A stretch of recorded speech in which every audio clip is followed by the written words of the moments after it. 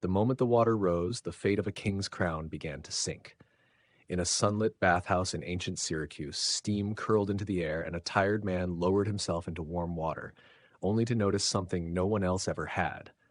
As his body displaced the water, a quiet mystery surfaced. Not with a splash, but with a question that would echo across centuries. The man was Archimedes, and a powerful ruler had given him an impossible task. King Hero suspected his golden crown was a lie. It glittered like pure gold, but rumors whispered that silver had been mixed in. The problem? Melting it down to test would destroy it, and no one could explain how to prove the truth without damage. For weeks, Archimedes wrestled with the puzzle. Gold was heavy, silver was lighter, but how could weight reveal deception when shapes differed? Then came the bath. As Archimedes eased into the tub, water spilled over the edge. Not violently, precisely. Instantly his mind snapped awake.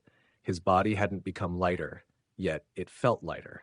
Something invisible was pushing back. He froze. What if objects lose weight when submerged? What if water itself resists being displaced? He leapt from the bath, water streaming behind him, racing through the streets. According to legend, he shouted a single word, Eureka!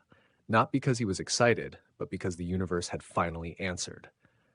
Objects float, Archimedes realized, not because they are light, but because the fluid beneath them pushes upward with a force equal to the weight of what they displace.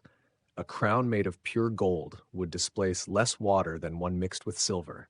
Same size, different truth. Back in his workshop, he tested it. Submerge the crown, measure the water displaced, compare it to pure gold. The result was undeniable. The crown floated more than it should have. The king had been deceived. But something far greater had been revealed.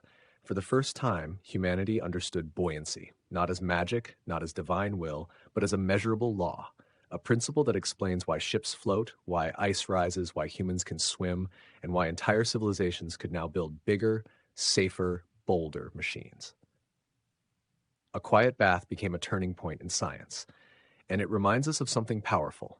World-changing discoveries don't always arrive with thunder. Sometimes they rise gently, like water in a tub, waiting for someone curious enough to notice. If this story sparked your curiosity, take a moment to like, share, and subscribe. And let me know in the comments what everyday moment might be hiding the next great discovery.